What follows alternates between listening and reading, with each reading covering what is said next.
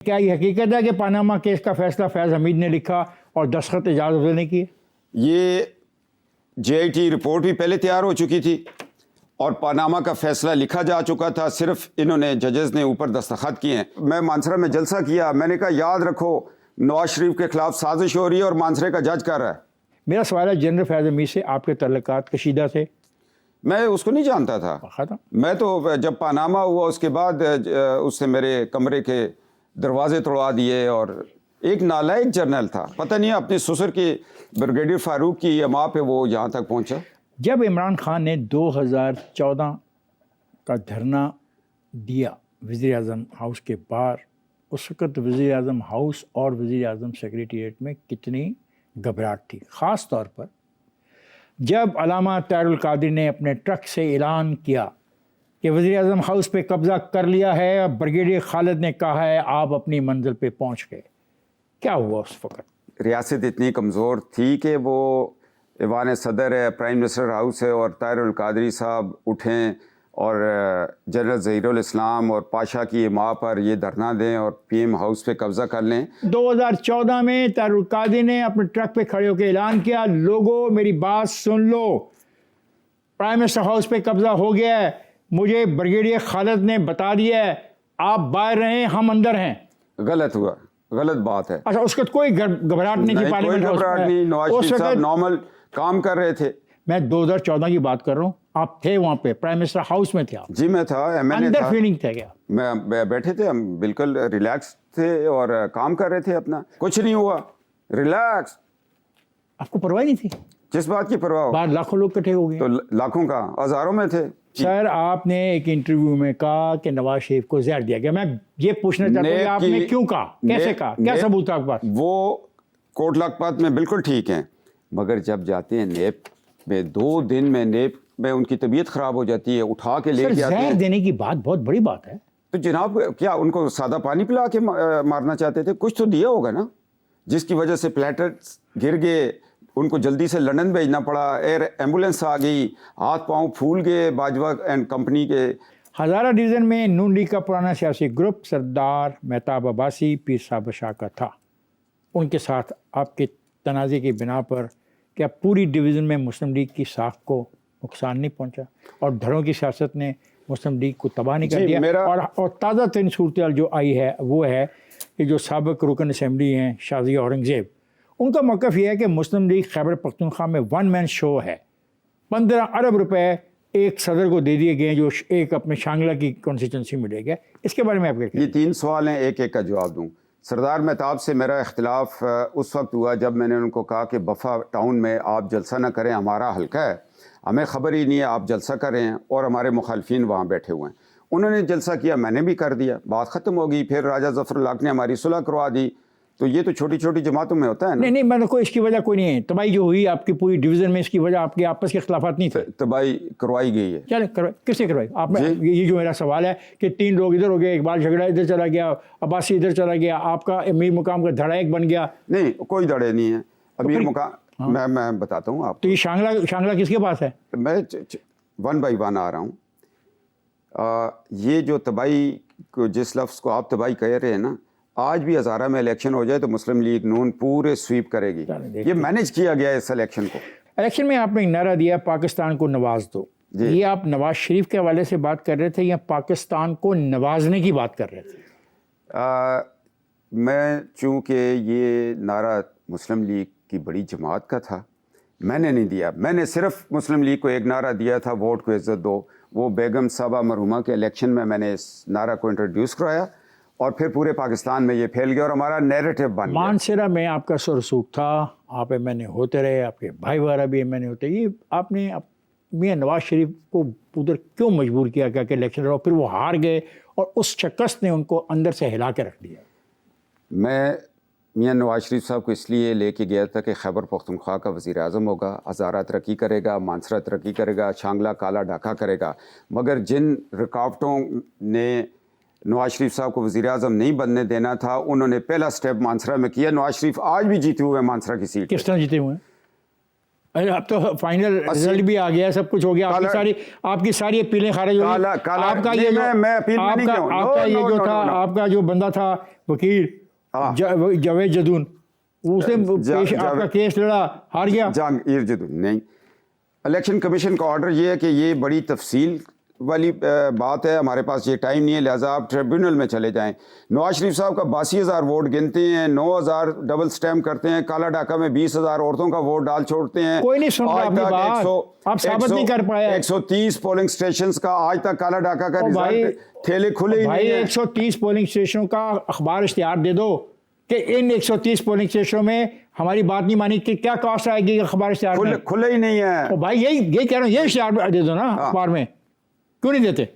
کون سا اشتہار دے؟ کسی اخبار میں یہ اشتہار دے دو کہ یہ اس سے بڑا اشتہار کیا کہ میں افتخار صاحب کے سامنے کہہ رہا ہوں کہ کالا ڈاکہ کے آج تک پولنگ سر مجھے تو کہہ رہے مجھے اس 130 ہمارا مد مقابل بیٹھ رہا تھا، اس کو رات کو کس نے کہا تمہیں جتائیں گے؟ نہ بیٹھنا نواز شریف کے مقابلے میں. میرے پاس ان 130 پولنگ اسٹیشنوں کی تفصیل نہیں ہے. جب اشتہار آئے گا لوگ بتائیں گے آپ سچ بول رہے ہیں جھوٹ بول رہے ہیں. یہ شرائع ریشم ہے.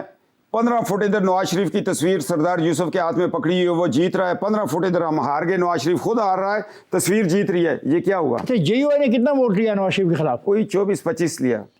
کیا آپ سمجھتے ہیں کہ جے یو آئی کو کینڈیڈیٹ نہیں کھڑا کرنا چاہیے تھا؟ نہیں کھڑا کرنا چاہیے تھا، ان کا حق تھا، مگر جو انہوں نے تقریریں کی وہ نہیں کرنی چاہیے تھی. انہوں نے تو اسلام اور کفر کی جنگ ہمارے اوپر بنا دی. میں نے ڈار صاحب کو فون کیا، میں نے کہا جی وہ انوشا کی ایک رپورٹ لے کے پھر رہے ہیں، مولانا صاحب کو کہو یہ الیکشن اس طرح نہیں ہوتے تھے. سول سروس اکیڈمی جوائن کر رہے ہیں، بے نظیر کی حکومت ہے، مقدمہ بنا دیا گیا، مالٹون اکیڈمی سے اٹھا لیا گیا فزیکلی. نہیں اٹھایا نہیں تھا، اکیڈمی سے مجھے OST بنا دیا تھا. اچھا پھر آپ کہتے ہیں کہ جی ڈسپلن کی پابندی نہیں ہوتی. میں کیا کروں، جہاں جاتا ہوں کوئی داستان چھوڑ آتا ہوں. آپ کا دعویٰ ہے کہ 1997 میں رفیق تارڑ کی جگہ نواز شریف نے آپ کے والد کو صدر پاکستان بننے کی آفر کی تھی. کیا یہ آفر آپ کی موجودگی میں کی گئی تھی؟ چھوٹے صوبے سے انہوں نے وزیر اعظم لینا تھا، تو چونکہ 1906 تحریک سارا کچھ تھا، تو مجھے والد صاحب نے رات کو فون کیا کہ اس طرح مجھے ایک پیغام آیا کہ شناختی کارڈ لے کے آئے، چھوٹے صوبوں میں لسٹیں بن رہی ہیں. تو انہوں نے انکار کر دیا تھا. آپ کے بارے میں کہا جاتا ہے کہ آپ پراپرٹی کے معاملات میں بری طرح پھنسے ہوئے ہیں، اسی بنا پر آپ پہ مقدمے بنے ہوئے ہیں. میری کوئی ایسی پراپرٹی نہیں ہے کہ جو 300-400 سال پرانی نہ ہو. مجھے آباء و اجداد کی طرف سے چیزیں ملی ہوئی ہیں، اور جو پراپرٹی پہ اعجاز افضل نے قبضہ کیا یہ میرے والد کی تھی، ہبے میں مجھے ملی ہوئی ہے، تقسیم میں. 9 مئی انڈیا نے کروایا، آپ نے کہا. میں بالکل آج بھی کہتا ہوں ہر اس نہیں بھائی اس کو ثابت کیسے کرو گے؟ میں آپ کو ثابت کر کے دیتا ہوں. ہمارے 2-4 ایونٹ بتا دو کہ دیکھو افتخار انڈیا یہ چاہتا تھا. نہیں مجھے میں بتاتا ہوں. دیکھیں 9 مئی دشمنان پاکستان نے کروایا. یہ آپ کہتے ہیں نا، وہ تو کہتے ہیں ہم نے کیا ہی نہیں. کون کہتا ہے؟ وہ تو انہوں نے کہہ دیا کل ہم نے نہیں کیا، سب یہ سازش تھی ہمارے خلاف. دیکھو ہر مجرم عدالت میں جج کو کہتا ہے میں نے قتل نہیں کیا، وہ ثابت ہو جاتا ہے. بنائے ثابت نہیں کر سکے نا 1 سال میں آپ ان کے خلاف. نہیں مقدمہ بنا، کوئی انکوائری چلی، کوئی پارلیمانی آپ نے لوگوں کو اٹھایا، گرفتار کیا، جیلوں میں پھینکا، سال ہو گیا، نہیں ثابت کر سکے، وہ ان کی ضمانتیں ہو رہی ہیں. تو غلطی اور کوتاہی کس کی ہے بھائی؟ ہر چیز میں ٹائم لگتا ہوتا ہے. یہ نہیں کہ ایک دن ہم ان کو لے جائیں دوسرے دن وہ کہیں جی ہم نے کیا. آپ کے سامنے جناح ہاؤس چل گیا جی. اور اگر عدالتوں میں جو چیزیں اس معاملات میں پیش کی گئیں وہ کمزور تھیں تو پھر عدالتوں نے بیلز تو لینی تھیں. جی ٹھیک ہے. کیا جنرل راحیل نے کبھی یہ کہا کہ مجھے ایکسٹینشن دے دیں تو پاناما ختم ہو جائے گا؟ ایک دفعہ، کئی دفعہ. ریفرنس جنرل رضوان DGISI ریٹائرڈ لیفٹیننٹ جنرل، ان کو کسی وقت پوچھنا کہ یہ کیا کہانی تھی. آپ بتا دیں. ان کی زبانی ہو جائے تو اچھا ہے نا. آپ کی زبانی ہو جائے تو کیا برائی ہے؟ موقع کے گواہ وہ ہیں. آپ نے سنے ہیں؟ میں کئی دفعہ. ان کی خواہش تھی. بتا دیں. ان کی خواہش تھی. کئی دفعہ انہوں نے کہا. ایک دفعہ تو انہوں نے آ کے کہہ دیا تھا کہ مشرف کو آپ کچھ نہ کہیں جی. انہوں نے کہا یہ میرا اور آپ کا معاملہ نہیں، یہ ریاست اور supreme court of Pakistan Iftikhar Chaudhry کا لیٹر ہے کہ جی 3 نومبر کا جو ایمرجنسی تھی، مارشلہ تھا، اس پہ فیڈرل گورنمنٹ جو ہے کیس کرے. تو سفارش یہ تھی کہ مشرف کے خلاف یہ مقدمہ نہ چلایا جائے. جناب ہاتھ ہولا رکھ لو ذرا. یہ راحیل نے کہا آپ کو؟ مجھے نہیں، وزیر اعظم کو کہا. ٹھیک چلتے ہیں. اب آپ ایک جگہ پہ کہتے ہیں کہ اب یہ بات بڑے غور سے سنیے گا ٹھیک ہے. بڑے غور سے سن رہا ہوں. صفدر آپ کہتے ہیں کہ باجوہ کو ایکسٹینشن دینا مسلم لیگ کی غلطی تھی، میاں صاحب کی نہیں، کیونکہ میاں صاحب یہ نہیں چاہتے تھے. کیا یہ درست ہے؟ بالکل درست ہے. آئیے اب رک جائیں، نواز شریف نے ایکسٹینشن نہیں دی، رک جائیں، جو رک جائیں ذرا، ان کی جلاوطنی میں پیچھے ٹیم تھی انہوں نے دلوائی. رک جائیں. لندن میں نواز شریف کے ساتھ ایک میٹنگ ہوئی جس میں خواجہ آصف، احسن اقبال، ایاز صادق، خرم دستگیر، مریم اورنگزیب، رانا تنویر، امیر مقام اور شہباز شریف شامل تھے. کیا آپ وہاں پہ اس میٹنگ میں تھے؟ میرے اوپر تو 2017 سے لندن جانے پہ پابندی ہے، میں نہیں تھا وہاں پر. یہ میٹنگ ہوئی؟ میٹنگیں بہت ساری ہوئی ہیں. میں پوچھ رہا ہوں یہ میٹنگ ہوئی؟ بہت ہوئی ہیں. میں کہتا ہوں ایکسٹینشن کے بارے میں میٹنگ ہوئی؟ بہت ہوئی ہیں. اس کا جواب خواجہ آصف دیں گے آپ کو. نواز شریف نے ایکسٹینشن باجوہ کو نہیں دی، یہ ریکارڈ کا حصہ ہے. کس ریکارڈ کا؟ ہم نے تو پارلیمنٹ میں جو ریکارڈ دیکھا، آپ دھڑا دھڑ ووٹ ڈال رہے ہیں. پرویز رشید نے ووٹ نہیں دیا. چند افراد نے ووٹ نہیں دیا، آپ کے بھائی نے ووٹ نہیں دیا، پرویز رشید نے ووٹ نہیں دیا، خرم دستگیر نے ووٹ دیا. سر دیور فیو پیپل. آپ خود کہتے ہیں کہ خرم دستگیر اس میٹنگ میں لندن میں تھا اور ادھر آ کے ووٹ نہیں دیتا. اس کا مطلب ہے کہ وہ نواز شریف صاحب کا ذہن لندن سے پڑھ کے آیا تھا، اس لیے ووٹ نہیں دیا. باقیوں نے نہیں پڑھا تھا. کنہوں نے؟ باقی جنہوں نے ووٹ ڈالا. تو وہ جنہوں نے ووٹ ڈالا تو پھر ان کی غلطی ہے، نواز شریف صاحب کی نہیں. اگر نواز شریف صاحب اتنی ایکسٹینشن دینے والے ہوتے تو تیسری دفعہ بھی وہ ایڑیاں رگڑ رہا تھا باجوہ. باجوہ کا میسج لے کے کون جا رہا تھا؟ اس کا سسر کون؟ جنرل اعجاز امجد. وہ ریٹائر نہیں ہو گئے؟ وہ آرمی سے ریٹائرمنٹ ہوئی نا، وہ پاکستان کی ہسٹری کی ریٹائرمنٹ. یہ بڑی اچھی بات کی. پہلی دفعہ ایسی ہوا کہ ایک شخص کو لیفٹیننٹ جنرل پروموٹ کیا اور دوسرے دن ڈیموٹ کر دیا. کیا مطلب کس کے بارے میں آپ یہ کہہ رہے ہیں؟ میں جنرل اعجاز امجد کی بات کر رہا ہوں. تو وہ جو شخص ڈیموٹ ہوا وہ میسج لے کے جا رہا تھا نام لینا نواز شریف کے پاس. میجر جنرل کیا نام؟ میجر جنرل اعجاز امجد. اعجاز امجد جی. میسج لے کے جا رہے تھے. عجیب، کئی دفعہ لے کے آئے. آپ کو کیسے پتا ہے؟ آپ وہاں پہ کہتے ہیں میں لندن میں میری میں داخلہ لندن بند میں نہیں تھا. ہاں تو پھر یہ انفارمیشن کہاں سے آپ لے رہے ہیں؟ یہ جس طرح آپ نے ڈان کا ریفرنس دیا نا، اس طرح میں نے ڈان کا ریفرنس دیا ہے اس وقوعے کے بعد. جب یہ وقوعہ ہو رہا تھا محترم صفدر صاحب، میں آپ سے پوچھ رہا ہوں اس وقت آپ کو کب پتہ لگا؟ یہ تو بعد کی ہسٹری ہے نا. تو آپ کو نہیں خبر کہ جنرل اعجاز امجد کا لندن جانا؟ چلیے چھوڑ دیں اس بات کو. ہاں. تو اپنے سن ان لا کو لگوانے کے لیے تو میرے ساتھ بھی رابطے میں تھے. کون سن اللہ؟